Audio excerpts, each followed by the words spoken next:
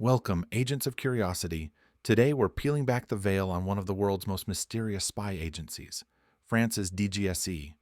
From secret coups in Africa to high-tech cyber warfare and deadly counterterrorism missions, this is a journey through shadows, deception, and global intrigue. Every operation, every secret, every silent victory has shaped the course of nations. And now, you're about to see it all. Before we begin, feel free to like and subscribe if you enjoy thoughtfully told history. Share in the comments where you're joining from and what time it is. It's wonderful to know who's with us, listening across time zones, ready to step inside the hidden world of the DGSE. Let's begin. They came in silence, not in uniforms, but in coats too heavy for spring, their faces half buried in newspapers that concealed more than headlines. In occupied Paris, every street corner hummed with suspicion. Every cafe was a nest of eyes. A wrong glance at the wrong man could mean a knock on the door at midnight, the guttural bark of the Gestapo, and a disappearance into cells where the walls never told what they had seen. It was here, amid the ash of a defeated France, that something else was born, fragile, clandestine, and driven by necessity. The first roots of what would one day become the DGSE, France's modern espionage arm, were laid not in boardrooms or ministries, but in shadows, in whispers, in codes scribbled on torn paper hidden beneath loaves of bread. And in those years, the survival of a nation did not depend on speeches or treaties, but on the invisible war fought by men and women who knew they could never be heroes in daylight. The fall of France in June 1940 left Europe stunned. Within 6 weeks, the armies of Hitler had overrun one of the continent's proudest powers. The French state fractured. Marshal Pétain's Vichy regime pledged cooperation with Berlin, while across the Channel, General Charles de Gaulle broadcast his defiance from London, declaring that France had lost a battle, not the war. Yet, behind the rhetoric was a problem more immediate and more dangerous than speeches could solve. To resist occupation, to prepare for eventual liberation, France needed an intelligence service, and fast. But the official services had either collapsed or bent the knee to Vichy, leaving only fragments of loyal officers, exiled soldiers, and civilians with courage sharper than steel. It was in this vacuum that the earliest French intelligence structures of the Free France movement began to form.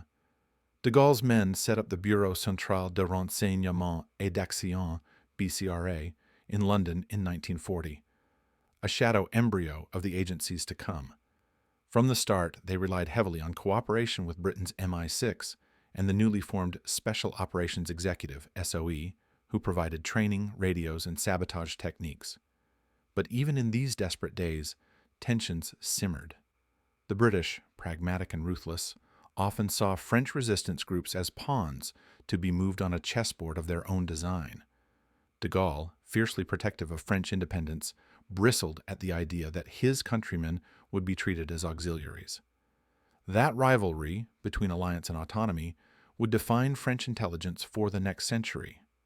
On the ground in France, resistance cells grew like wildfires in the cracks of occupation. Railway workers who knew the timetables of troop transports, students who passed coded messages in cafes, farmers who hid parachuted radio operators in barns. Every act carried the weight of death. The Gestapo and the Abwehr were relentless, infiltrating groups, planting double agents, using torture with mechanical precision. Yet the networks endured in part because of the discipline of the BCRA and its cooperation with Britain. Messages were encrypted, codes rotated, couriers trained in methods that turned a walk across a Paris street into a silent duel with invisible watchers. The war was fought in shadows long before the tanks returned. Among these networks were figures who would become legends. Pierre Brossolette, Jean Moulin, and countless others worked as both symbols and operatives, their courage feeding the myth of resistance. But beneath the myth was the machinery. Radio transmissions sent in bursts of seconds to avoid German direction finding, sabotage missions against railway lines and power plants, false documents printed in cellars with ink that smelled faintly of betrayal. It was not romantic, not cinematic in the moment. It was hunger, cold, and fear, Yet, it was here that the doctrine of French intelligence began to crystallize. Espionage as a weapon of survival, independent of larger allies, born of necessity and ruthlessness. Meanwhile, across Europe, rival services moved with their own agendas. The British MI6 was everywhere, weaving networks across occupied territories, often frustrated by de Gaulle's insistence on controlling his own intelligence channels. The Americans, still neutral before 1941, were watching from afar, already experimenting with their embryonic OSS under William Donovan. The Soviets, too, ran their own networks in France, particularly through communist cells, a source of both cooperation and suspicion within the resistance. The French found themselves in the middle of a global espionage battlefield, where even allies were rivals, and information was currency worth more than gold. By 1943, as the tide of war began to shift, the Free French services had grown into something formidable. With Allied backing, the BCRA coordinated networks across occupied France, funneling intelligence on German troop movements, fortifications, and supply chains. This intelligence proved vital in the planning of D-Day. When the Allied armies landed in Normandy in June 1944, much of their knowledge of German defenses came from the blood and whispers of French operatives who had risked everything to send those messages across crackling radios to London. The liberation of France was not just a military victory, it was the vindication of an intelligence war fought in silence for years. Yet, even in victory, seeds of future conflict were being sown. The British had never trusted de Gaulle, and their intelligence services viewed the French as both valuable partners and dangerous competitors. The Americans, flush with victory and resources, saw themselves as the new masters of global intelligence, with little patience for what they perceived as French pride. The Soviets, who had also cultivated networks within France, would emerge from the war as adversaries, their agents embedded deeply in Europe. In this crowded battlefield, the future DGSE would be forced to carve out its identity, not as a junior partner, but as an independent actor unwilling to be dictated to by London, Washington, or Moscow. The war had left scars. Many of the resistance fighters who had served as the backbone of clandestine operations did not survive to see liberation. Others, hardened by betrayal and torture, carried into peacetime a conviction that secrecy was not just a tool, but a necessity of survival. These were the men and women who would go on to staff the post-war intelligence services, bringing with them a culture of audacity, independence, and mistrust of foreign powers. For them, the lesson of 1940 was clear. Never again would France allow its destiny to be decided by others. And so, from the ashes of defeat and the shadows of occupation, France's intelligence community was reborn. It was fragile, yes, and deeply entangled with its British and American allies, but it carried within it the seed of what would grow into the DGSE, an intelligence service forged not in comfort or bureaucracy, but in resistance, blood, and secrecy. It was a service that had learned the value of deception, the power of information, and the cost of betrayal. And as the Cold War dawned, these lessons would become weapons in a new kind of battle, one fought not with tanks and artillery, but with whispers, codes, and shadows. The story of the DGSE does not truly begin in 1982, when the agency was formally created. It begins here, in the silence of occupied France, when ordinary men and women became spies because survival demanded it. It begins with radios hidden in suitcases, with meetings arranged in cafes where death sat at the next table, with parachutes dropping into dark fields under the gaze of German searchlights. These were the first steps of a journey that would lead France into the center of the global espionage chessboard. A player determined to act alone, to resist domination, and to embrace the dangerous creed that necessity itself is law. The war ended, but the shadows did not recede. Paris was liberated, the tricolor flew again above the ruins of a wounded capital, and the world celebrated victory over Nazism. Yet as Europe breathed the air of peace, in the smoke-filled offices of generals and ministers, another war was already being drafted, one that would be fought in whispers and coded cables, in jungles and deserts, in back rooms where diplomats smiled by day while spies prepared betrayal by night. The men and women who had survived the clandestine struggle of occupation now faced a new question. What kind of intelligence service would France need in this fractured new world? The answer came not from comfort or clarity, but from fear. The Cold War had begun before the guns of World War II had even cooled. And for France, the challenge was doubled. Not only did it have to navigate a continent divided between Washington and Moscow, it also had to hold on to an empire that was slipping from its grasp like sand through open fingers. Out of this dual pressure, global rivalry and colonial crisis, the DGSE was born. In 1945, as Europe redrew itself, the Bureau Central de Renseignement et d'Action, the wartime service of Free France, was reshaped into the Service de Documentation Extérieure et de Contre-Espionnage. The name itself was bureaucratic, almost bland, but behind it lay ambition. This was no longer a resistance network surviving in the shadows of occupation. It was the official external intelligence service of a nation struggling to reassert its authority. The DGSE's mission was twofold: to defend French interests abroad and to counter foreign espionage directed against the Republic. Its structure was loose, its methods unorthodox, its resources meager compared to the giants of Washington and Moscow. But it carried one thing neither the CIA nor MI6 possessed: the memory of national humiliation and the resolve never again to be dependent on the intelligence of others. The Cold War quickly made Paris a battlefield of secrets. Soviet intelligence, through the KGB and its military counterpart, the GRU, worked tirelessly to penetrate French political and industrial circles. Moscow had long cultivated French communists, and the French Communist Party was one of the largest in Western Europe, providing fertile ground for infiltration. Washington and London, meanwhile, viewed France as both ally and liability. To the CIA and MI6, France was essential for NATO, but de Gaulle's obsession with independence and France's tangled colonial commitments made the relationship brittle. Information was shared, but never fully. Trust was spoken, but never given. In this climate, the Stasi evolved with a mixture of defiance and opportunism. If the Cold War was one battlefield, the Empire was another. Nowhere did the ghosts of France's past weigh heavier than in Indochina.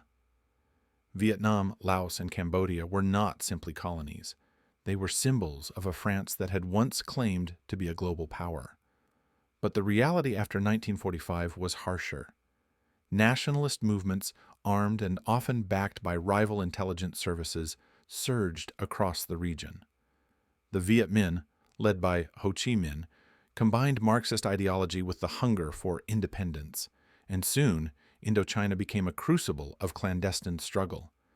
The Stasi was thrown into this jungle war, tasked with infiltrating networks, gathering intelligence, and sabotaging insurgent supply lines. It was a war fought not only against the Viet Minh, but also against the rising shadow of American involvement. The OSS, and later the CIA, entered Indochina with their own agendas, sometimes cooperating with the French, often bypassing them. To the Americans, France's colonial war was doomed, a distraction from the larger struggle against communism. To the French, American interference was both insult and betrayal. In the villages and forests of Vietnam, spies clashed not only with communists, but with rival allies, each fighting to shape the future. The Stasi's methods in Indochina were brutal and improvisational. Agents recruited local informants, bribed warlords, and attempted psychological warfare.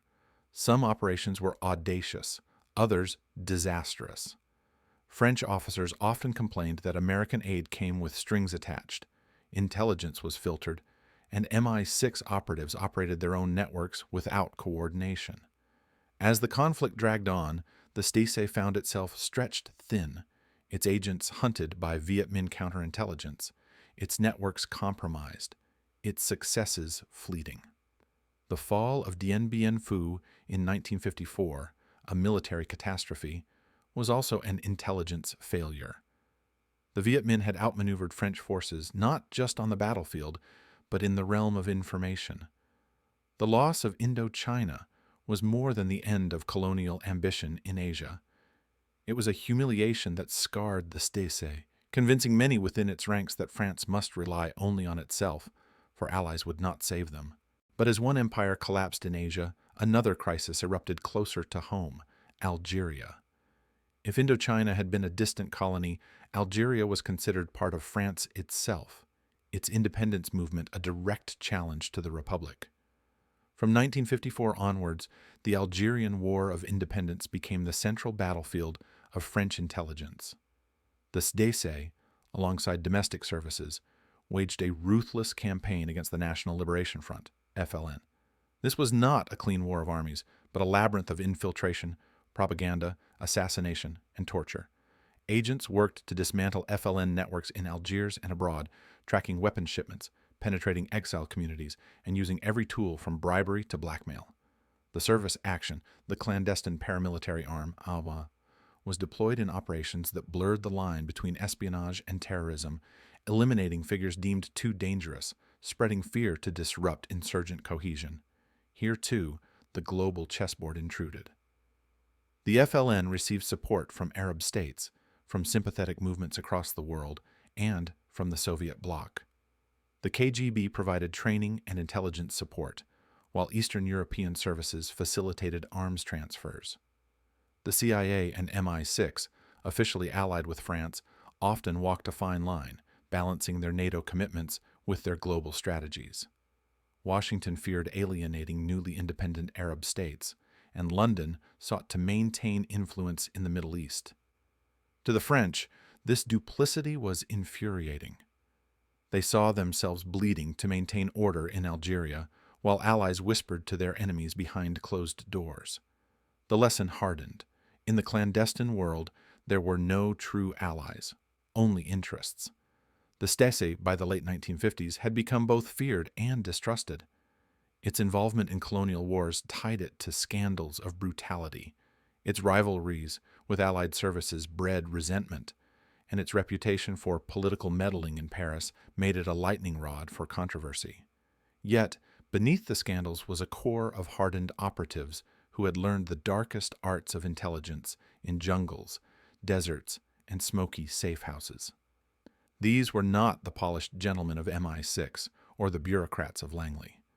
They were survivors, men who believed that necessity justified everything, that France's independence was worth deception, sabotage, even murder.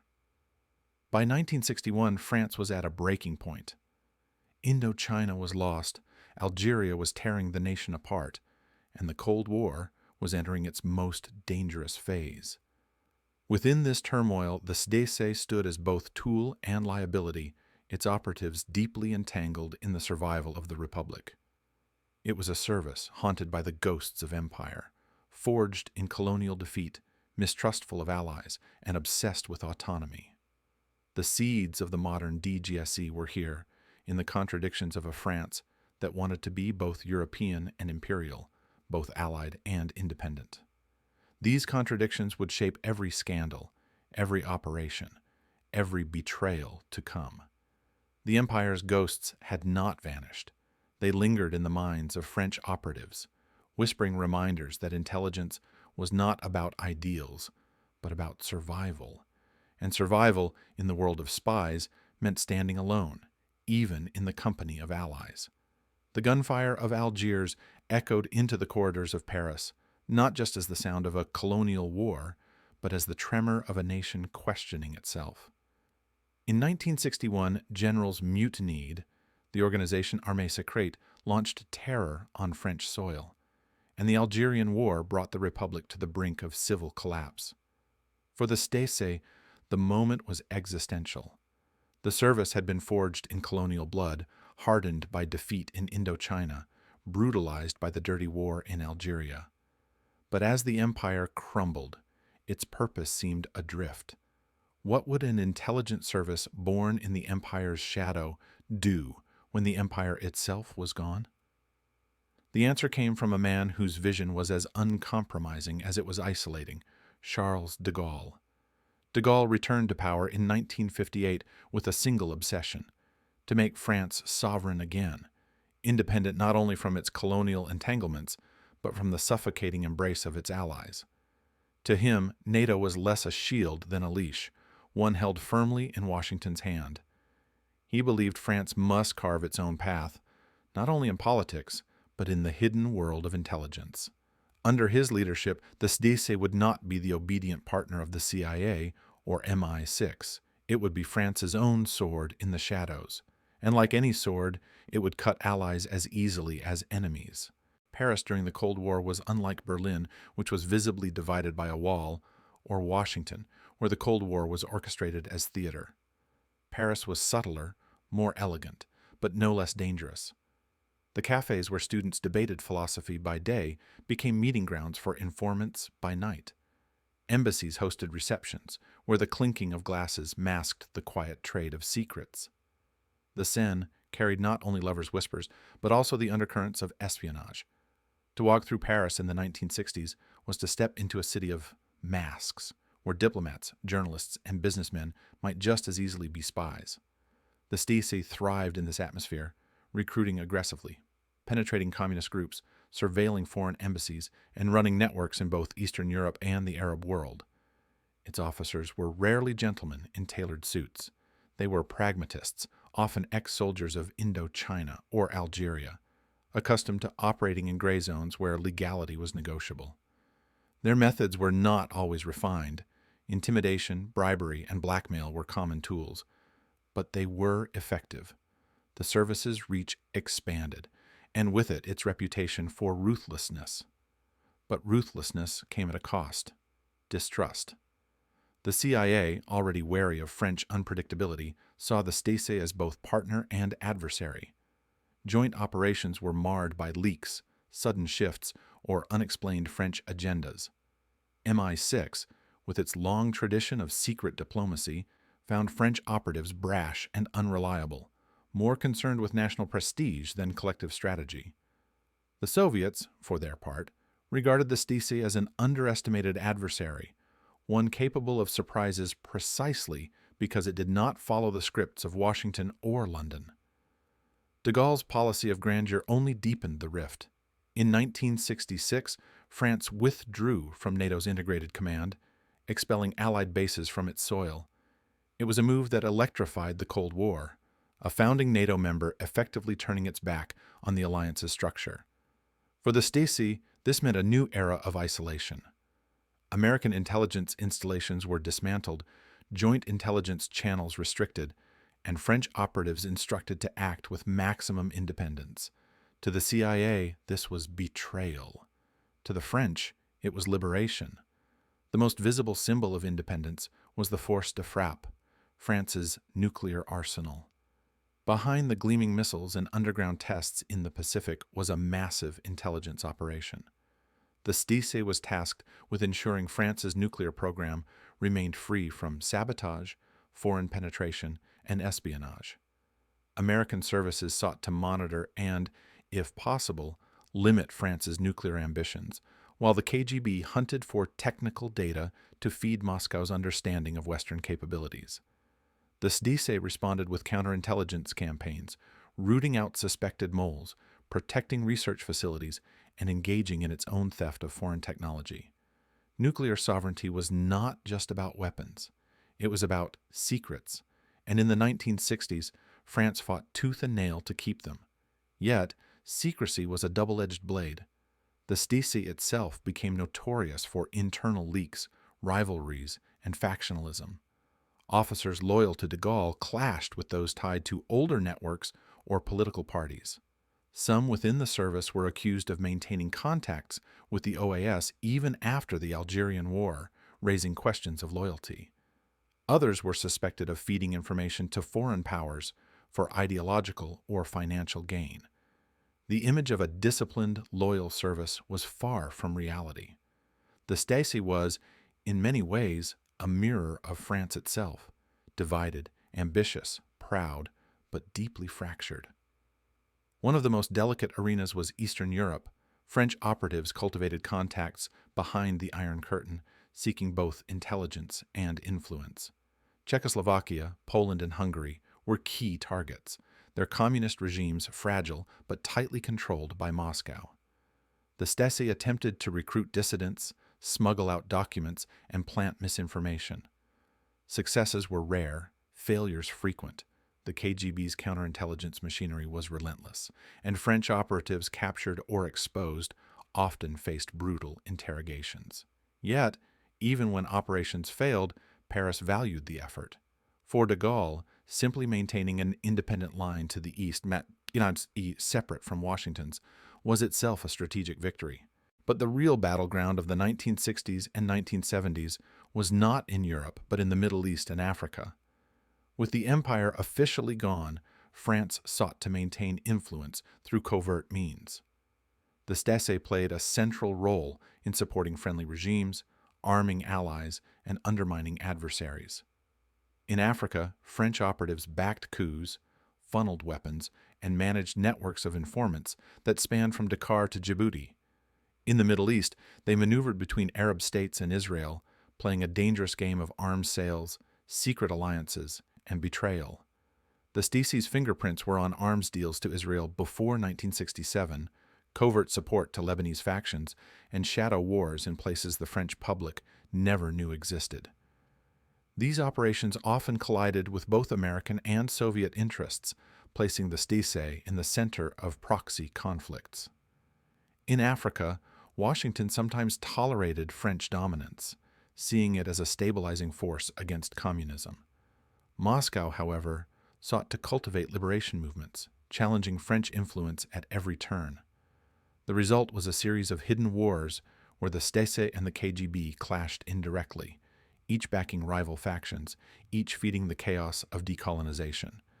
In this clandestine arena, the Stasi earned a reputation for what critics called dirty tricks. Kidnappings, assassinations, and covert funding of political parties were not exceptions, but instruments. The service action operated as a shadow army, carrying out missions that no government would ever admit.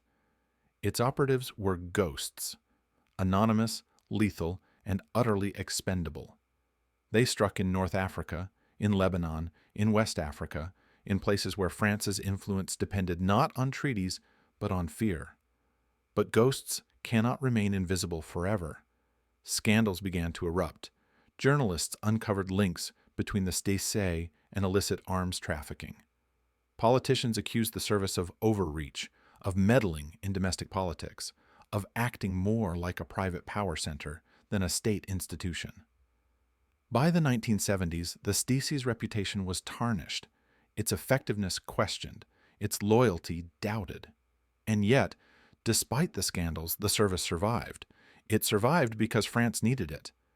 In a world divided by two superpowers, the Stasi was France's declaration that it would not be a mere satellite, that it would act in its own interest, even if those interests clashed with Washington or Moscow. It was messy, it was scandalous, it was sometimes catastrophic, but it was independent. By the late 1970s, the world was changing again. The détente between the U.S. and USSR created new tensions. Terrorism was emerging as a global threat, and France itself faced domestic unrest. The Stasi, battered and mistrusted, would soon face a reckoning. But in the shadows of Paris, where alliances were illusions and betrayal was currency, the service had already carved its identity, France against the world, armed with secrets, bound by no one. The Cold War had many capitals, but in Paris it was played with a peculiar mix of arrogance and desperation. The Stasi was its conductor, orchestrating a symphony of intrigue that few outside its own walls would ever fully hear. And yet, even as it pulled the strings, the service knew it was dancing on the edge of exposure, scandal, and collapse. In the spy's world, survival is victory.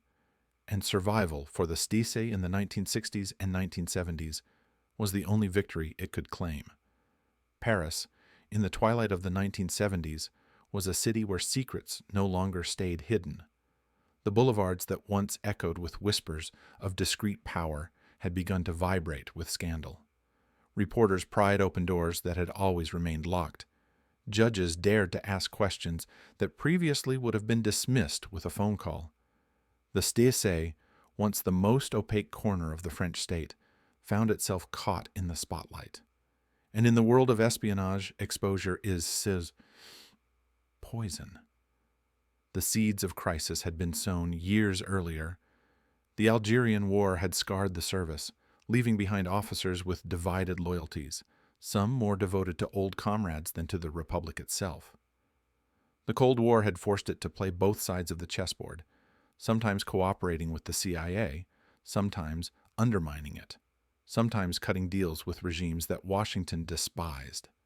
Africa had turned into a private empire where Stasi agents managed coups like theater directors, pulling strings behind the curtains of power. But power without discipline is dangerous. The Stasi was becoming less a state instrument and more a clandestine fraternity, unaccountable, fragmented, intoxicated with its own autonomy. The scandals came one after another. In 1968, the Stasi was accused of illegal wiretapping against journalists and opposition figures. What was meant to be counterintelligence quickly revealed itself as political espionage.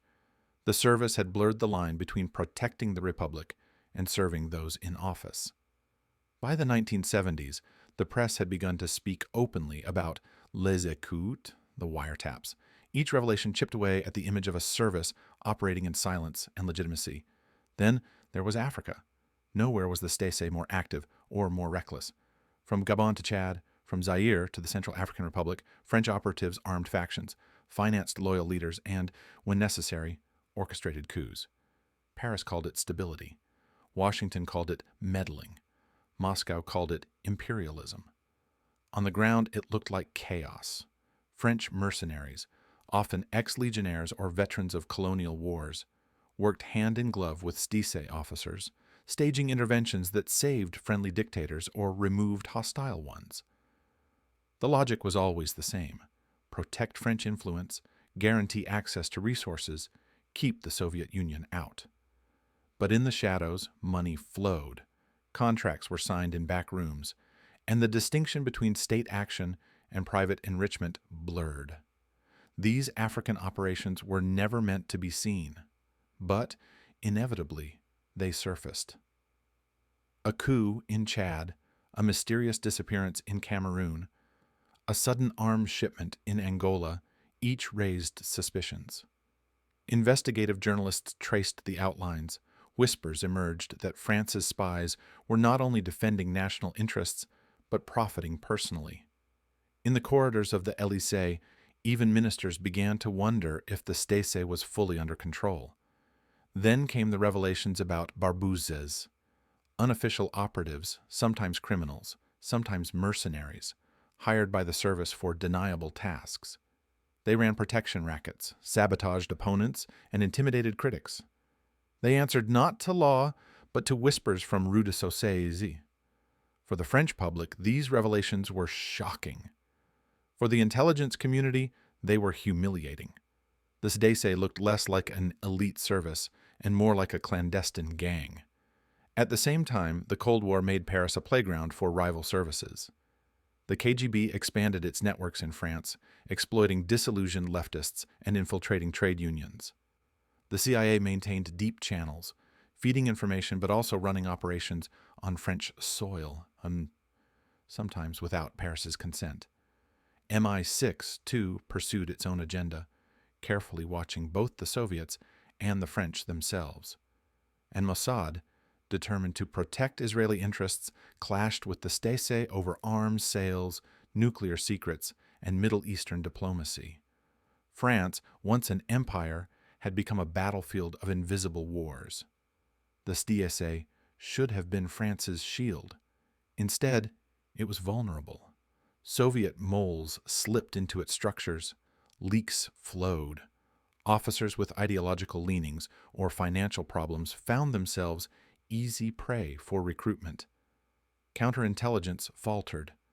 France's nuclear secrets, the jewel of de Gaulle's vision, became a target for both East and West. The Americans, distrustful of French independence, ran their own penetrations, eager to know just how advanced the force de frappe truly was.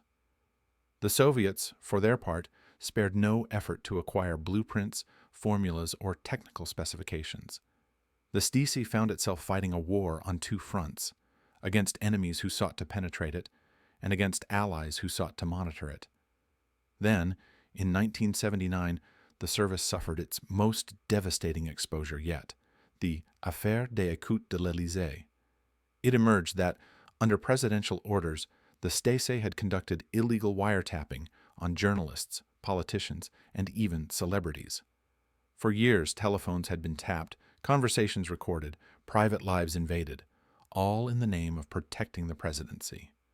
When the scandal broke, it was a national shock. Suddenly, the world of espionage, once cloaked in patriotic mystique, looked like an instrument of political abuse. Trust evaporated.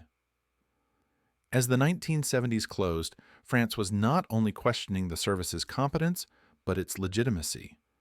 The press accused it of acting as a state within the state. Judges demanded accountability. Politicians debated whether the Stasi could even be reformed. Inside the service, morale collapsed.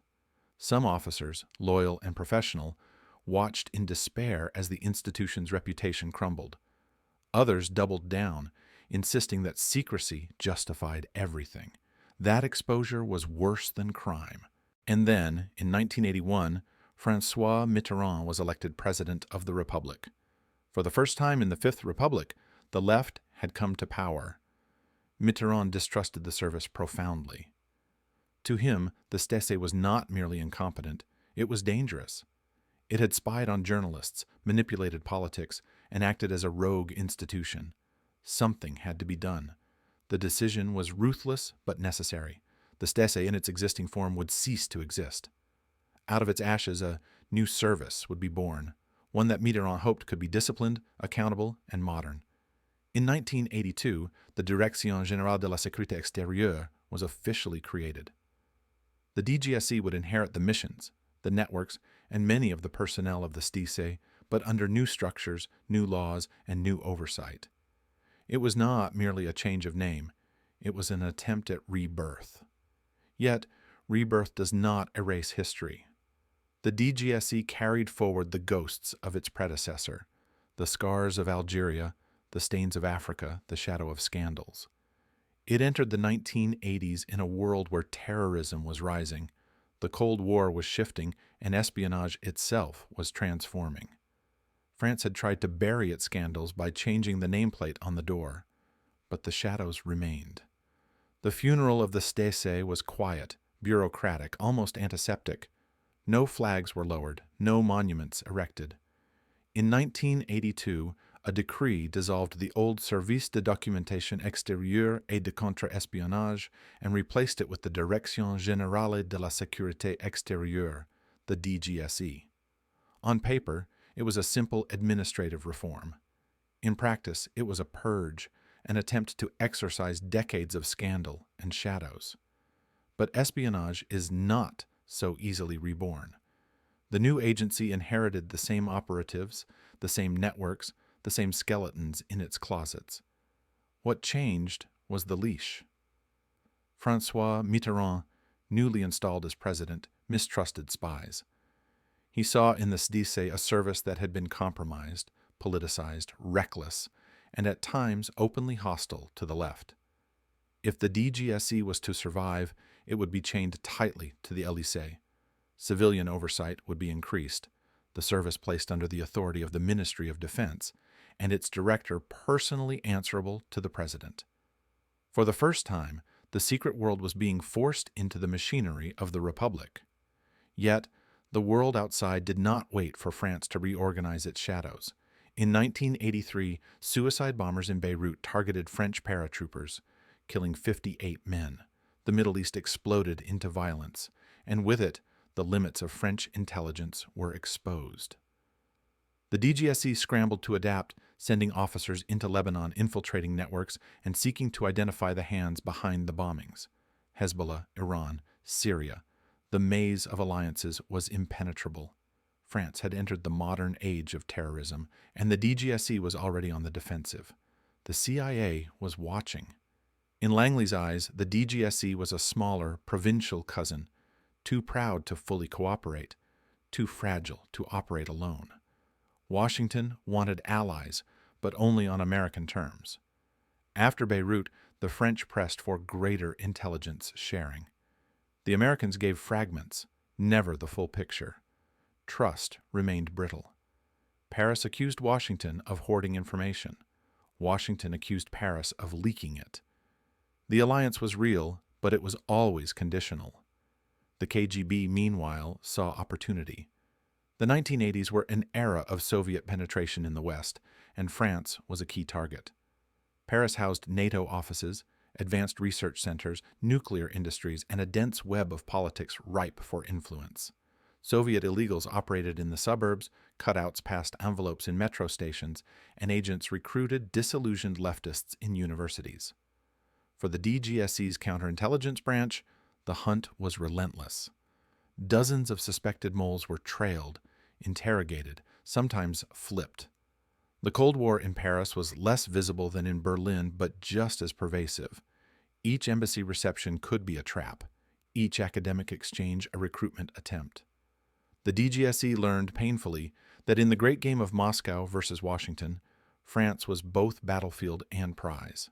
And yet, it was in Africa that the DGSE carved out its identity. The continent was France's post-colonial empire of influence, its pre-Carré, where coups were currency and stability was negotiated with blood. From Chad to Rwanda, from Gabon to Zaire, the DGSE was the invisible hand of French power. It advised presidents, funded militias, armed factions, and sometimes eliminated obstacles. In Chad, French operatives backed government forces against Libyan incursions, orchestrating a hidden war against Gaddafi. In Rwanda, they cultivated ties with the Habyarimana regime, blind to the storm that would soon erupt into genocide. Each African operation was justified in Paris as protecting French interests, uranium, oil, strategic bases. But beneath it lay a deeper truth. The DGSE was France's last claim to global relevance. This role in Africa brought the DGSE into frequent collision with the CIA. Washington regarded Africa as a Cold War chessboard, where Soviet influence had to be countered. But the Americans saw French methods as outdated, corrupt, and sometimes indistinguishable from organized crime. The French, for their part, saw the Americans as arrogant interlopers. In places like Zaire, Angola, and Chad, CIA and DGSE officers sometimes sat across the same table, sometimes backed rival factions, sometimes simply sabotaged each other. Allies in NATO, they were enemies in the bush. The Mossad, too, was both partner and rival. France had once armed Israel, even helping its nuclear program in the 1950s and 60s. But by the 1980s, the relationship had cooled. Mossad viewed the DGSE as unreliable, especially given France's arms deals with Arab states. The DGSE, for its part, regarded Mossad as dangerously unilateral, prone to launching operations in Europe without consultation. Yet, when Palestinian factions struck in Paris, bombings, assassinations, hijackings, the French found themselves cooperating with Israelis out of necessity. Information was exchanged, but never trust. The DGSE and Mossad played a duet of suspicion, partners only when survival demanded it. The DGSE also sought to modernize its image. Out went the reputation of barboozes and gangsters. In came analysts, linguists, and technicians. The service expanded its signals intelligence, building listening posts, intercepting communications, and integrating satellite data. It invested in technology to rival the NSA, though on a smaller scale. Paris wanted the DGSE to be more than a paramilitary force. It wanted a brain capable of long-term strategy. But change was uneven. Old habits of secrecy, factionalism, and political interference lingered. Then, in 1985, disaster struck. In New Zealand, French agents bombed the Greenpeace ship Rainbow Warrior, killing a photographer. The operation, ordered to prevent Greenpeace from disrupting French nuclear tests in the Pacific, was meant to be deniable. Instead, it became an international scandal. The agents were arrested, France was exposed, and the DGSE was humiliated on the world stage. For years, allies had suspected French recklessness. Now they had proof. The scandal forced resignations, diplomatic apologies, and nearly broke the service. Within the DGSE, it became a wound that never healed, proof that even in the age of modern oversight, the old reflexes of arrogance and improvisation could destroy everything. The Cold War's end only deepened the uncertainty. As the Soviet Union collapsed, the DGSE lost its most obvious adversary. Counterintelligence against Moscow remained vital. Russian intelligence did not vanish, but the grand clarity of East versus West dissolved. New threats emerged: terrorism, organized crime, the proliferation of weapons of mass destruction. France's spies had to adapt to a multipolar world where enemies were diffuse, shifting, and often hidden within civilian life. The 1990s brought both triumphs and tragedies. In Algeria, as the civil war erupted, the DGSE struggled to track Islamist networks that targeted both Algerian and French civilians. In Paris, bombs exploded on commuter trains in 1995, claimed by the armed Islamic group. The DGSE, accused of failing to prevent the attacks, scrambled to infiltrate jihadist cells, forging deeper ties with the CIA and MI6 in the process. Yet, cooperation remained uneasy. Washington wanted total access to French intelligence flows. Paris resisted, guarding its autonomy. In Rwanda, the DGSE's role during the genocide remains one of the darkest chapters. Accused of maintaining ties with the Hutu regime, even as massacres unfolded, the service was criticized for blindness, complicity, or both. France denied direct involvement, but the shadow of Rwanda haunted the DGSE for decades, casting doubt on whether its loyalty was to universal principles or simply to French influence. By the late 1990s, the DGSE was no longer the scandal-ridden, uncontrolled Stasi of old. It was more professional, more technologically capable, more integrated into the machinery of the state. But it remained what it had always been, an instrument of French independence, sometimes clashing with allies, sometimes failing catastrophically, sometimes succeeding in silence. The world was moving again, and Al-Qaeda was rising, digital networks were spreading, and globalization was erasing borders faster than spies could redraw them. The DGSE had survived rebirth, scandal, and the end of the Cold War. Its next challenge would come not from Moscow or Washington, but from a new battlefield, the invisible war of global terrorism. The year is 1981. In Paris, François Mitterrand has just ascended to the presidency, a man of the left whose rhetoric suggests a break from France's Gaullist past. Yet, in the basement corridors of the Élysée Palace and inside the headquarters of the DGSE, little truly changes. France may speak the language of democracy and liberation, but its survival as a global power still depends on a secret web of influence spun across Africa. This is the hidden empire known as Francafrique, a constellation of post-colonial states where Paris holds invisible strings. And the DGSE is tasked with ensuring those strings never snap. It is a world of coups planned in smoky hotel rooms, mercenaries landing on jungle airstrips, uranium shipments quietly redirected, and oil concessions inked under pressure. Every handshake in daylight has its shadow at night.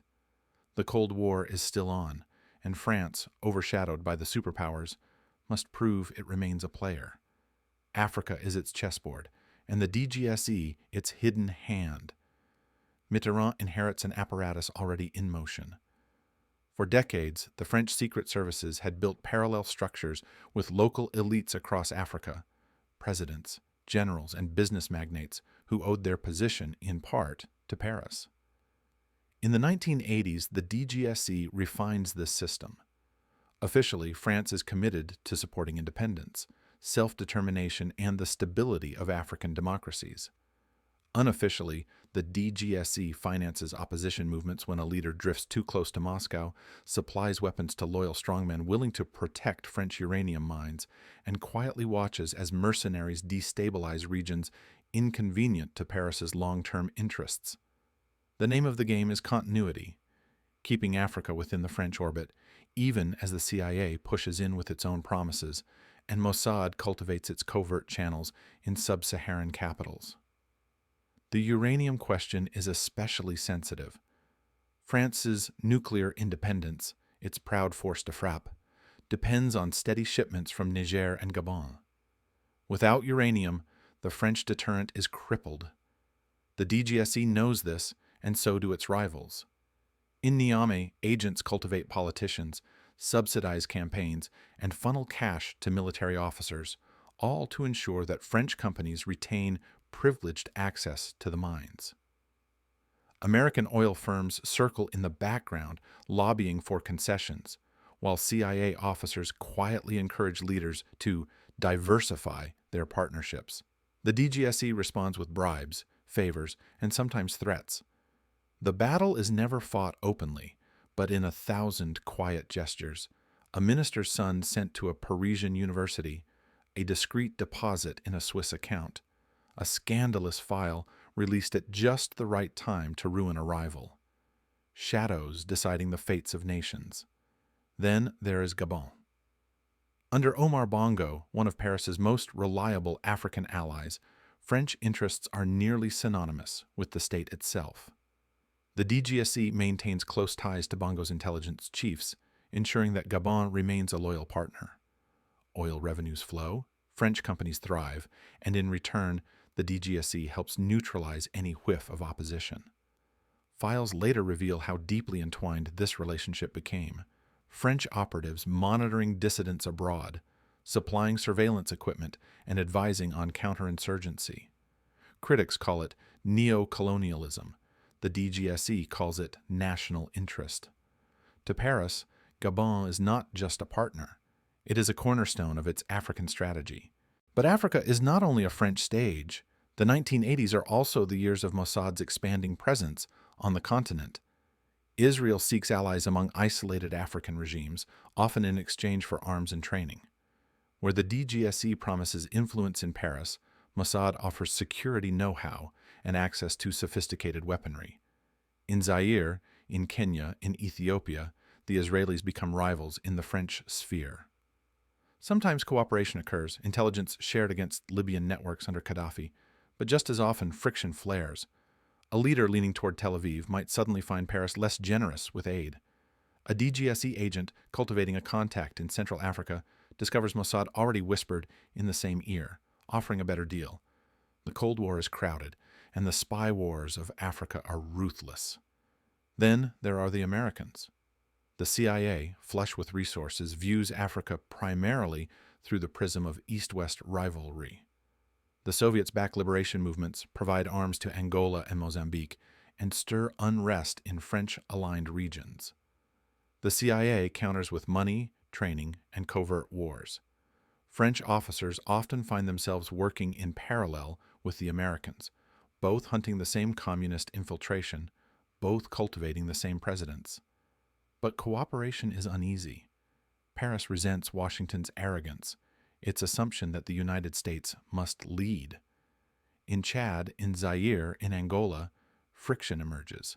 The CIA arms one faction, the DGSE another. The result is a patchwork of proxy conflicts where alliances shift like desert sands. Beneath it all, the DGSE clings to one guiding principle: France must remain indispensable in Africa. The coups of the 1980s are not random. They are engineered storms. In Togo, rumors swirl of Paris's hand in removing inconvenient leaders. In the Comoros, mercenaries strike with uncanny timing, their operations later whispered to have DGSE fingerprints. In Chad, Hissène Habré's rise and fall are entwined with French support, withdrawal, and recalibration, as the agency maneuvers to prevent Libya from extending its reach under Gaddafi. Every coup is a message. France may appear to grant autonomy, but the DGSE ensures the leash is never truly cut. And in each case, American officers watch warily, sometimes applauding, sometimes plotting their countermoves. The chessboard grows crowded. As the 1990s dawn, the Cold War collapses. The Soviet Union vanishes, but the DGSE's African mission does not. Instead, the agency adapts to a new reality. the scramble for resources. Where once ideology mattered, now it is oil, uranium, and diamonds. Globalization turns Africa into an open market, and competitors multiply. American corporations, Chinese state firms, Russian oligarchs all maneuver for contracts and concessions. The CIA, Mossad, and now emerging private military companies enter the fray. For the DGSE, the game becomes both harder and dirtier. Without the bipolar clarity of East-West confrontation, influence must be maintained in a world where everyone is a player. In Angola, the oil fields attract intense attention. The DGSE backs French firms, quietly lobbying and sometimes sabotaging rivals. Reports surface of covert funds flowing to opposition leaders, of arms shipments routed through intermediaries. In Congo-Brazzaville, a bloody civil conflict in the late 1990s sees France accused of siding with militias to protect its oil stakes. Denials come from Paris, but intelligence trails suggest DGSE involvement in ensuring the right faction prevails. Each conflict is officially an African affair, but the fingerprints of foreign intelligence are all over the battlefields. The diamond trade proves no less lucrative. In Sierra Leone and Liberia, shadow networks thrive. Diamonds are currency for warlords, but also for covert funding streams. The DGSE monitors these flows, sometimes intercepting shipments, sometimes allowing them to proceed when they benefit French allies. American and British intelligence also circle these networks, tracing links to Hezbollah financing and al-Qaeda cells. Mossad, too, has its eyes on the diamond routes, both as a source of revenue and as a means to infiltrate hostile groups. In this underworld, the DGSE is both predator and rival, protecting French channels while probing others. It is less a battle of nations than a battle of clandestine economies. Meanwhile, uranium remains the constant. Niger's mines continue to fuel France's nuclear reactors, but instability threatens supply. Coups shake Niamey, rebels harass shipments. The DGSE works tirelessly to guarantee continuity. Agents pay off tribal leaders, arm local militias, and manipulate political appointments. The Americans push their own energy agenda. The Chinese begin to appear with offers of infrastructure in exchange for concessions. Paris feels the ground shifting under its feet. The DGSE intensifies its presence, determined that France will not lose its nuclear lifeline. The 1990s also exposed the darker side of Francafrique. Human rights organizations uncover ties between French officials and corrupt African regimes. Revelations of covert funding, political assassinations, and shady business deals tarnish Paris's image. The DGSE is not always directly named, but its shadow is implied. Files suggest French knowledge of massacres in Rwanda during the 1994 genocide, and suspicions linger about the agency's role in supporting the Hutu regime before the slaughter. Paris defends itself, but the controversy lingers. In the court of history, the DGSE stands accused of enabling crimes in the name of influence. As the 2000s arrive, the war on terror reshapes priorities. The Sahel emerges as a frontier where jihadist groups take root, and the DGSE shifts from resource wars to counterterrorism. Yet the lines blur. Protecting uranium in Niger and countering jihadists in Mali become intertwined missions. The CIA enters aggressively, deploying drones, satellites, and special forces. The DGSE counters with human networks cultivated over decades. Where the Americans rely on technology, the French rely on old loyalties, personal ties to tribal leaders and presidents forged in the long years of Francafrique. Cooperation occurs, joint operations against al-Qaeda cells, but tension remains. Paris resists becoming Washington's subordinate. Mossad, too, remains present. In the Horn of Africa, Israeli agents monitor arms smuggling routes into Gaza and Lebanon. Sometimes the DGSE provides intelligence, sometimes it obstructs. In Sudan, in Ethiopia, in Kenya, Israeli and French interests collide, each protecting their channels, each wary of betrayal. The global chessboard is alive in Africa, and every move is contested. By the late 2000s, the DGSE's African empire shows signs of strain. China's rise brings new competitors who do not play by the old rules of covert coups and mercenary interventions. They build roads, hospitals, and stadiums in exchange for contracts. American influence remains strong, Mossad adapts with flexibility, and Russia, through its intelligence services and oligarch proxies, re-enters the game. Paris no longer holds uncontested sway, yet the DGSE, with its decades of experience, remains embedded in the political DNA of many African states. Presidents still look to Paris, militias still seek its favor, and corporations still rely on its invisible shield. The empire may be fraying, but the strings are not yet severed. From the 1980s through the 2000s, the DGSE's role in Africa was a saga of shadows, of coups whispered into being, of mercenaries landing with French acquiescence, of oil and uranium guarded at any cost. It was a story of rivalry with CIA officers who saw Africa as another Cold War battlefield, with Mossad operatives who carved their own channels, and with African leaders who learned to play one power against another. The Cold War ended, but the Shadow War did not. It simply changed shape. And in those decades, the DGSE perfected its art, not of conquering territory, but of manipulating destinies from the dark. The morning of September 11th, 2001, did not happen in Paris, but it arrived as if by stealth, seeping through the telephone lines, satellite feeds, and whispered rumors that reached the DGSE's offices. The attacks on New York and Washington changed everything. Overnight, the world became a labyrinth of terror, and France, far from the flames of Manhattan, suddenly realized its own vulnerabilities. The DGSE had spent decades cultivating influence, forging networks, and plotting in shadows, yet nothing in the Francofrique playbook could have prepared it for the scale and immediacy of global jihad. Bin Laden's vision was not a nation-state to manipulate, a president to be bribed, or a resource to control. It was a movement, borderless, invisible, fanatical, and lethal. The agency's analysts scrambled to identify the threat. Its field officers reached into old Middle Eastern networks, and its signals intelligence units combed through satellite traffic and phone intercepts, trying to trace connections from Kabul to the suburbs of Paris. Almost immediately, the DGSE recognized the danger lurking in Europe itself. Al-Qaeda operatives had not only trained in Afghanistan, but had embedded cells in France, Belgium, and Germany, exploiting immigrant communities and abandoned urban spaces. In the DGSE's darkened rooms, officers mapped routes of radicalization, tracing the flow of recruits from North Africa to training camps in Pakistan, Yemen, and the Maghreb. France's own colonial legacy had left a mosaic of languages, familial ties, and loyalties that jihadists could exploit. For the DGSE, counterterrorism became an existential mission: prevent attacks on French soil while preserving operational independence from the Americans, who were demanding full cooperation. Cooperation with the CIA was immediate, but uneasy.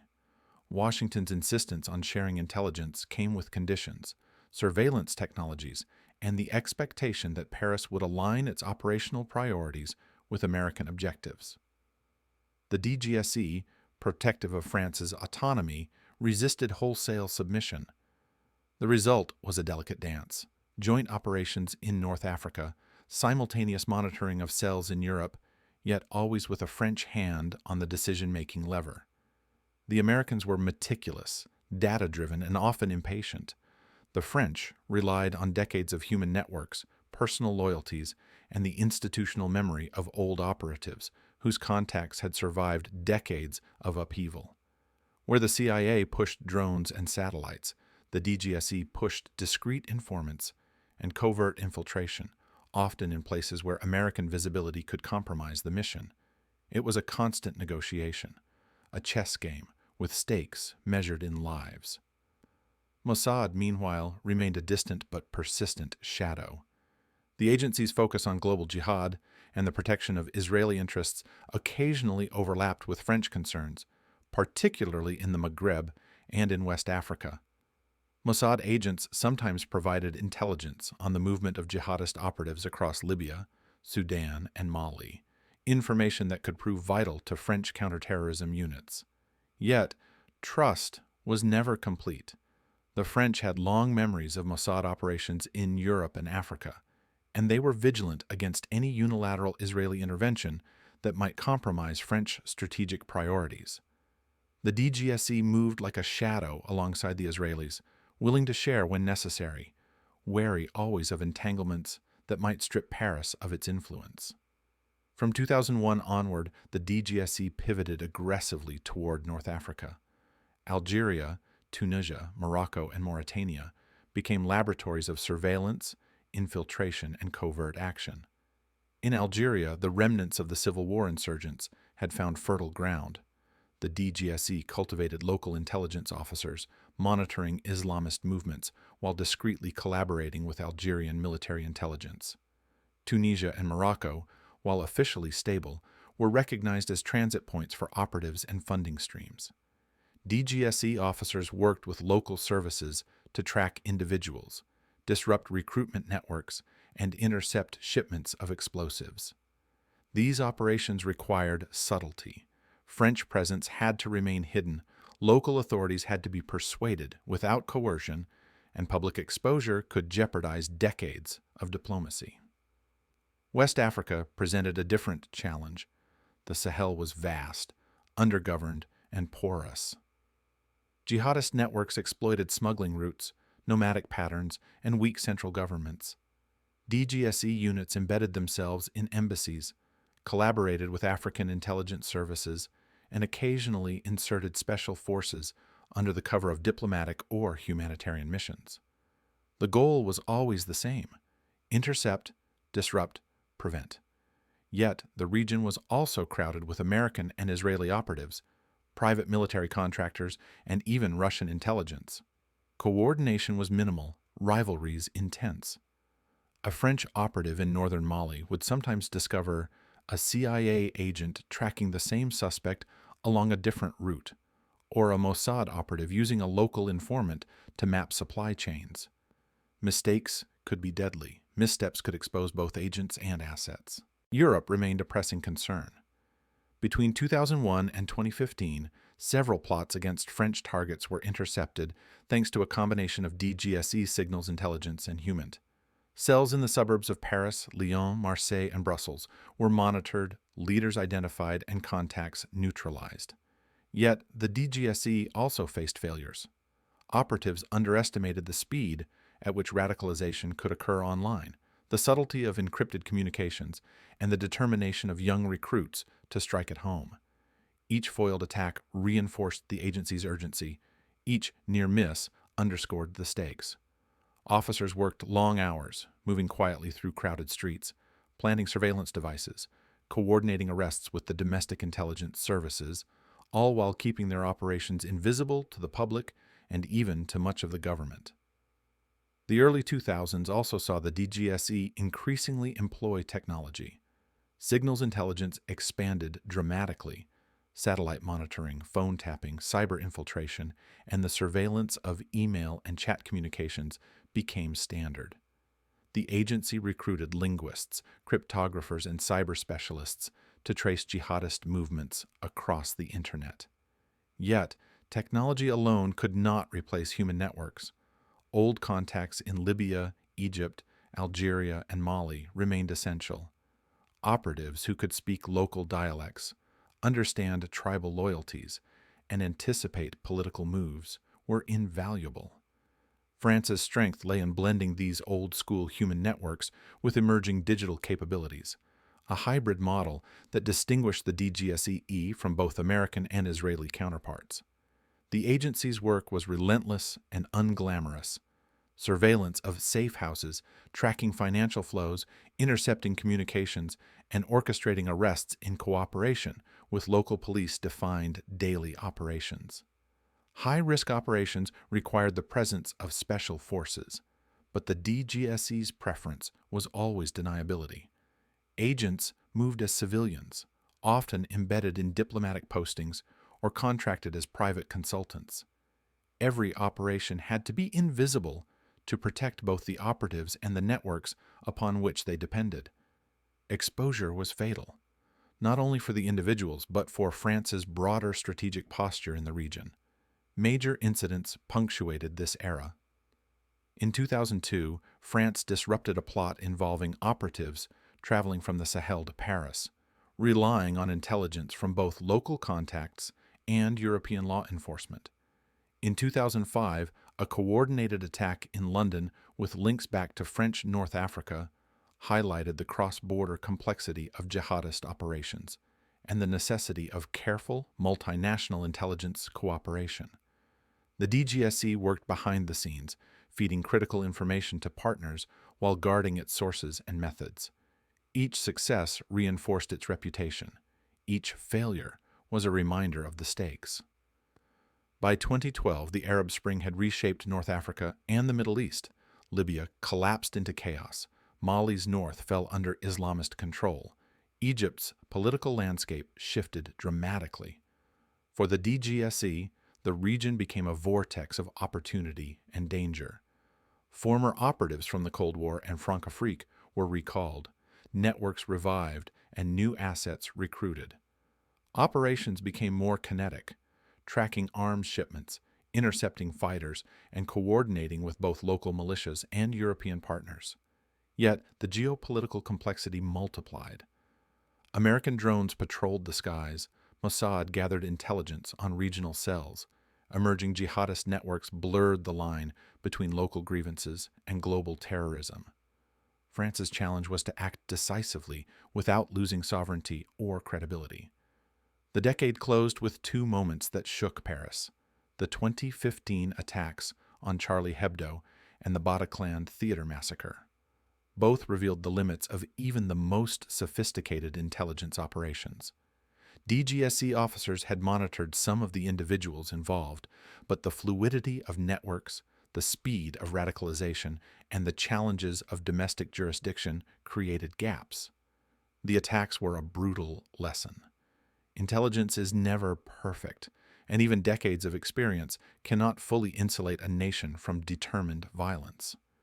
In the aftermath, the DGSE expanded its domestic liaison units, increased coordination with the Directorate of Territorial Surveillance, and intensified surveillance of diaspora communities, all while maintaining the fiction that foreign intelligence remained overseas. Through these years, the DGSE remained a player in a complex, crowded field. The CIA was an ever-present partner and rival, sharing intelligence but pursuing its own unilateral goals. Mossad remained a distant but vigilant observer, particularly when threats touched Israel or Jewish communities abroad. The agency also faced cyber threats from nascent jihadist networks and Russian intelligence attempting to probe European counterterrorism infrastructure. France's spies had to navigate this multi-dimensional threat landscape while asserting independence, preserving networks, and preventing exposure. By 2015, the DGSE had evolved into a modern intelligence agency, experienced in counterterrorism, skilled in cyber and signals intelligence, and deeply networked across Europe, Africa, and the Middle East. It had absorbed lessons from Francofrique, the Cold War, and decades of clandestine operations. Yet the fundamental truth remained. Intelligence is never clean, never fully controlled, and never entirely predictable. For the DGSE, every success carried the weight of unreported failures, every alliance a trace of mistrust, every operation a risk of exposure. In the terror years, the agency's work had been relentless, invisible, and deadly. A shadow war fought on multiple continents against enemies with no borders and with stakes measured in lives and national security. The era of jihadist networks, of high-tech surveillance, of drone warfare, and of cyber infiltration would not end. But by 2015, the DGSE had positioned itself as France's shield in the post-9/11 world, a service forged by scandal, rebirth, and global ambition, now tempered by decades of field experience and hardened by the reality of terror. The chessboard had shifted from Africa to Europe and the Middle East, but the principles of clandestine power, secrecy, influence, and deniability remained constant.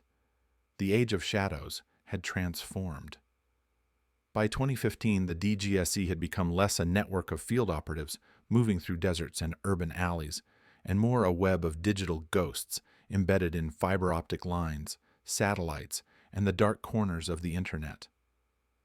Where once France had relied on personal loyalties, human couriers, and clandestine safe houses, it now needed algorithms, servers, and AI to track, analyze, and predict a new kind of adversary, one without borders, without uniform, without warning. The first challenge was scale. The volume of data streaming across the globe was unimaginable. Communications, financial transactions, drone feeds, satellite imagery, social media chatter. France's spies, trained for decades in reading people, now had to read terabytes. Every click, every message, every transaction became a potential clue, a pattern to exploit, a network to dismantle, a threat to neutralize. In the early months, the DGSE partnered cautiously with European intelligence agencies and with the CIA on select operations, particularly against jihadist networks in the Sahel and Middle East. But the agency also recognized the risks of over-reliance on foreign technology. America had superior cyber tools, Mossad had precision hacking capabilities, and the FSB was probing Europe relentlessly. But Paris's priority was sovereignty. The DGSE began developing its own cyber division, recruiting mathematicians, programmers, and cryptographers with the intensity of a military draft. Old field officers learned to translate their tradecraft into digital terms. Human networks were augmented with cyberhuman, tracking the movements of online avatars as diligently as physical operatives in Bamako or Tripoli. The fusion of traditional intelligence and technology became the new modus operandi. North Africa remained a front line. Libya, now fractured into multiple armed factions, was both a source of intelligence and chaos. Drone surveillance, satellite imaging, and AI-driven pattern recognition allowed DGSE analysts to map militia movements, predict arms shipments, and anticipate attacks on French interests. Operatives, often disguised as consultants or contractors, moved quietly to intercept communications, recruit informants, and disrupt terrorist financing. But the battlefield was now partially digital. Encrypted messaging apps, anonymized email servers, and blockchain-based transactions became the arteries of insurgent activity. For every cell disrupted, dozens more emerged online, hidden, adapting. The DGSE responded with a combination of human networks and digital infiltration, creating a hybrid intelligence model that became its signature. The CIA continued to loom in the background, a necessary but tense partner. Washington deployed drones, satellite arrays, and cyber tools that could overwhelm any regional network, but the DGSE insisted on autonomy. Operations were coordinated selectively. The Americans could provide satellite feeds and occasional signals intelligence, but the French would decide targets and timing. Mossad, too, was a distant presence, occasionally offering intelligence on Middle Eastern operatives who intersected with French interests. Each collaboration was transactional. Trust remained partial. Every byte of data, every intercepted communication had to be verified independently. A misstep in the digital realm could compromise lives, networks, or entire operations. The sophistication of operations increased dramatically. DGSE cyber teams learned to exploit vulnerabilities in communication networks used by terrorist groups, sometimes inserting malware into encrypted devices, other times tracing digital payment flows. AI tools sifted through hours of video feeds from conflict zones, recognizing faces, vehicles, and weaponry with a speed impossible for human analysts. Analysts could reconstruct supply chains for explosives, track recruitment pipelines, and anticipate attacks in advance, often before the target even knew they were being watched. The digital became operational reality. The cyber map overlaid the physical world like a second layer of geography, one as critical as the deserts, cities, and rivers that had defined Francafrique. By 2016, the DGSE was expanding its reach into Europe itself. The agency monitored the flow of jihadist recruits returning from Syria and Iraq, tracking online activity, financial transactions, and clandestine travel routes. Surveillance tools were sophisticated: real-time analysis of social media, deep packet inspection of encrypted traffic, and AI-assisted pattern recognition allowed the DGSE to intervene before attacks could materialize. The threat of lone actors, inspired but unconnected, required a nimble response. Analysts learned to differentiate between signal and noise, identifying high-risk individuals among thousands of low-level chatter. Each operation became a delicate balance of speed, precision, and invisibility. Simultaneously, new adversaries emerged. Russian intelligence services increasingly tested Europe's cyber defenses, probing French governmental networks for vulnerabilities. State-sponsored hackers, often working in concert with disinformation campaigns, attempted to penetrate the DGSE's systems, steal intelligence, and manipulate public perception. The agency responded with internal cyber counterintelligence, deploying both defensive and offensive measures. Digital battles were fought in the shadows, traces often leaving no evidence for years. France's intelligence community became a fortress of firewalls, honeypots, and AI-driven intrusion detection systems, where virtual agents worked alongside field officers, sometimes more critical than any operative in the physical world. The DGSE also innovated in autonomous intelligence collection. UAVs and satellites equipped with AI-assisted reconnaissance allowed real-time monitoring of remote regions from the Sahel to urban centers in Europe. Image recognition identified high-value targets, while predictive modeling anticipated movements of insurgent leaders. Operations that once required weeks of surveillance and human risk could now be conducted with precision from Parisian command centers. Yet the human element remained irreplaceable. Local contacts, informants, and field agents provided context, verification, and judgment that no algorithm could replicate. Technology amplified human intelligence, but did not replace it. Private military companies and contractors became tools of choice for low-visibility operations. In regions like Mali, Niger, and Libya, DGSE officers coordinated with small teams to disrupt arms flows, protect convoys, and occasionally neutralize targets. Missions blended cyber and kinetic capabilities. Drone surveillance identified convoys. AI algorithms optimized interception routes, and field teams executed operations with minimal footprint. These actions required meticulous planning, often months in advance, and carried the constant risk of exposure. In a world of satellites, hackers, and AI, discretion became both a skill and an art.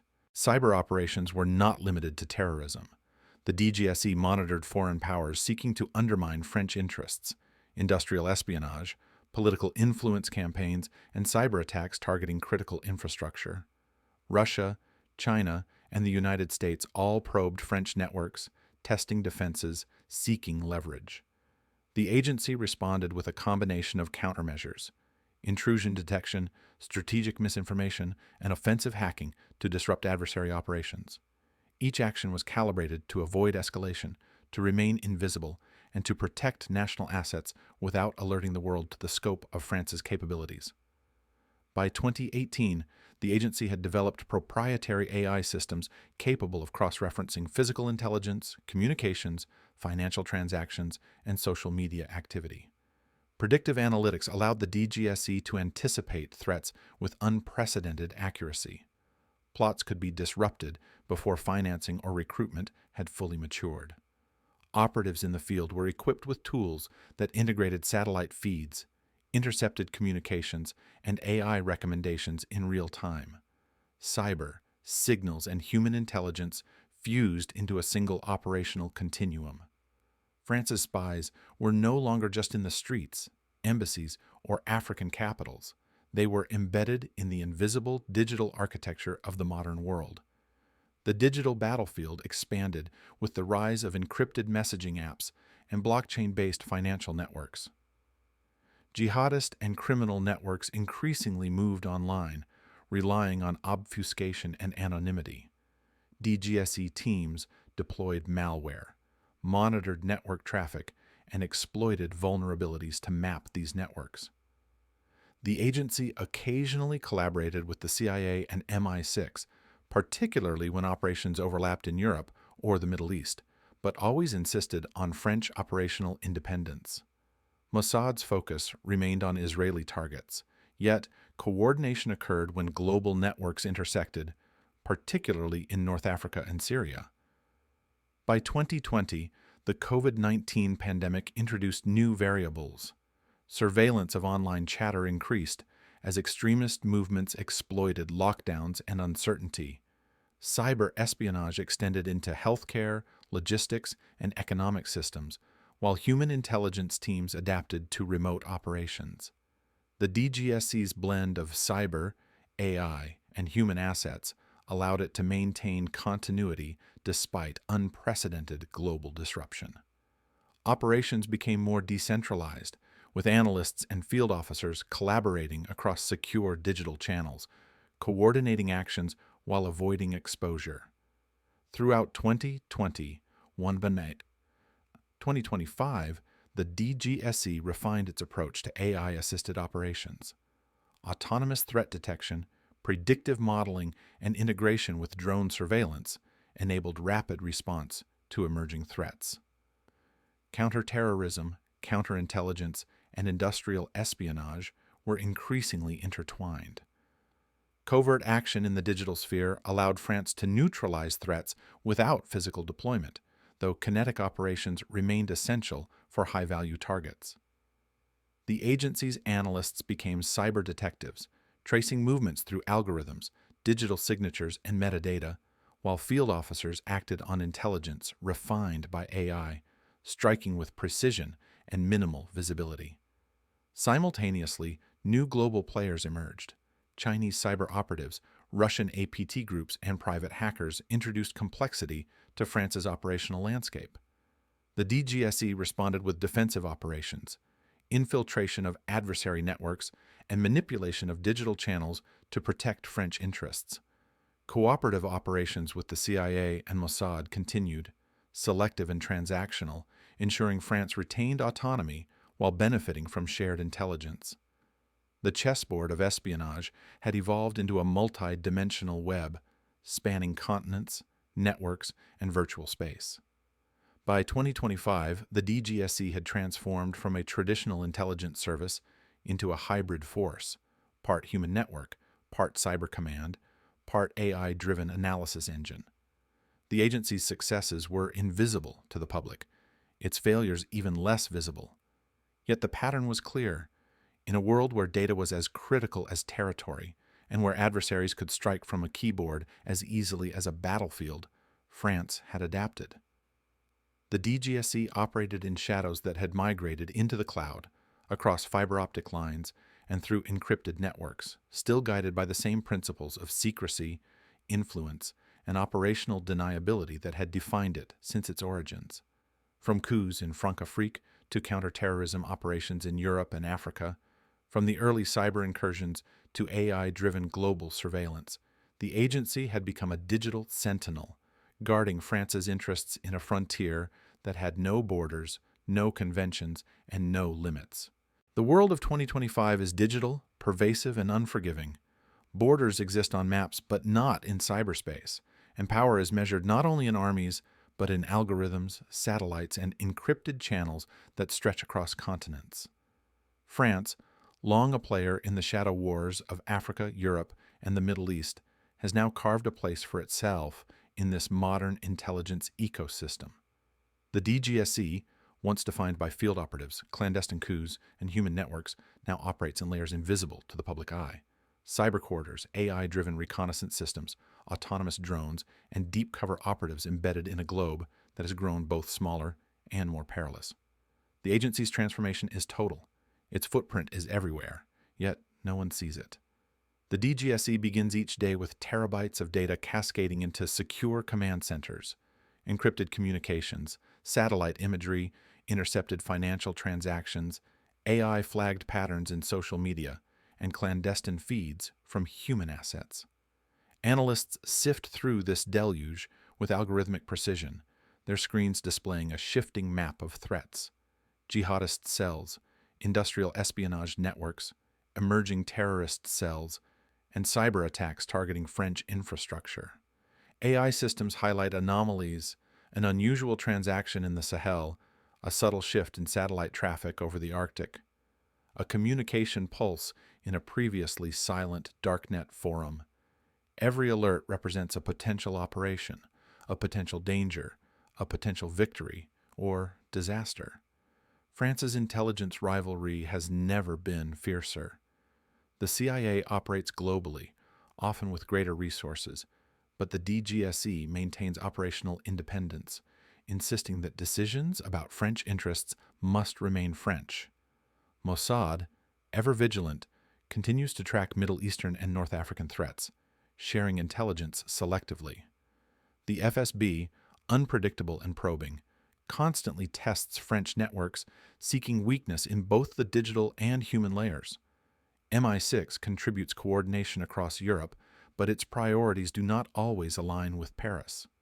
And new actors, private cyber collectives, rogue state hackers, and multinational corporations, introduce complexity that no Cold War blueprint could have anticipated. The DGSE must navigate this multi-dimensional field, leveraging allies, countering rivals, and remaining invisible at all times. Operations span continents simultaneously. In Niger, the agency monitors uranium shipments not just through local contacts, but through AI-assisted satellite imagery, tracking convoys with millimeter precision. In Mali, drones equipped with facial recognition software patrol desert highways, feeding data to analysts in Paris who coordinate special forces interventions. In Libya, digital infiltration allows French operatives to intercept communications between competing militias, anticipating violent clashes and neutralizing threats before they reach civilians or French interests.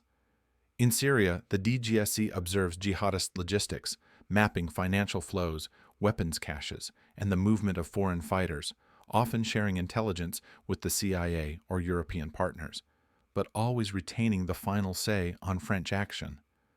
Cyber espionage dominates the agency's strategy.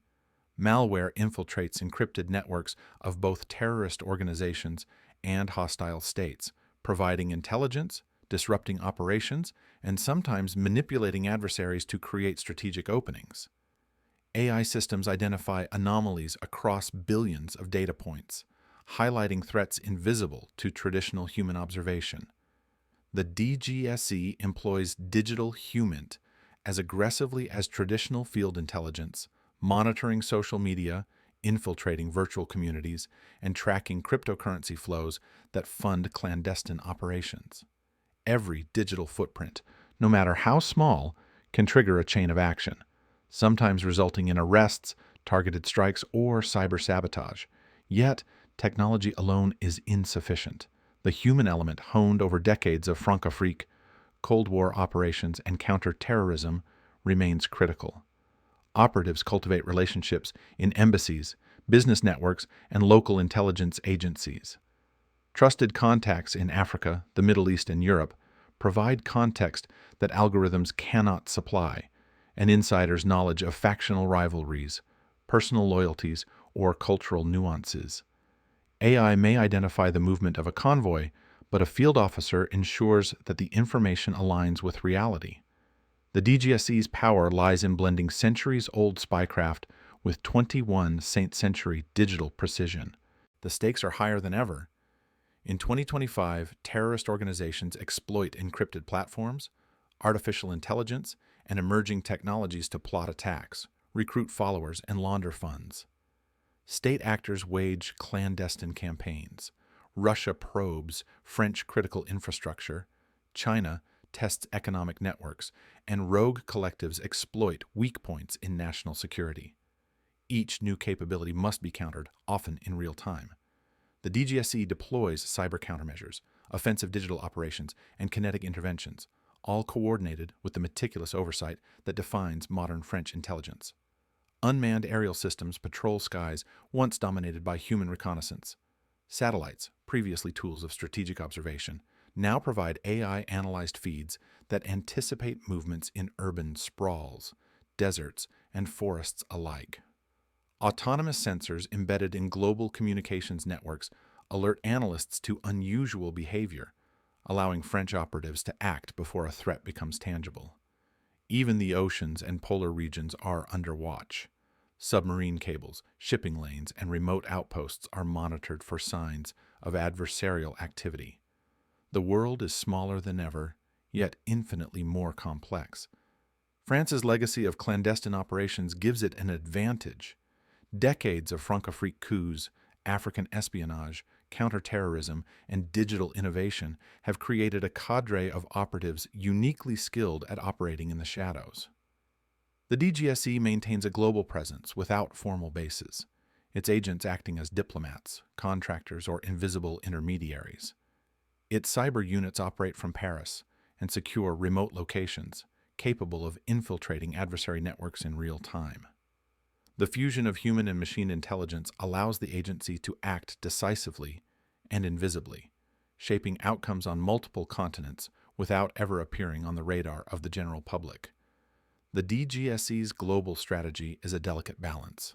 Cooperation with the CIA and European agencies allows shared intelligence and joint operations, particularly in counterterrorism. Mossad collaboration continues selectively, primarily when regional threats intersect with Israeli interests. The FSB, Chinese cyber units, and other adversarial actors test French defenses daily. The agency must anticipate moves in a world where digital, physical, and geopolitical layers intersect continuously. One misstep, a leaked cyber operation, an exposed operative, a misinterpreted AI prediction, could compromise networks built over decades. By the late 2020s, the DGSE has mastered AI-assisted predictive operations. Algorithms identify potential threats across political, financial, and technological networks. Drones equipped with advanced sensors track movement patterns. Autonomous agents monitor communications for suspicious activity, and cyber infiltrators preemptively disrupt plots.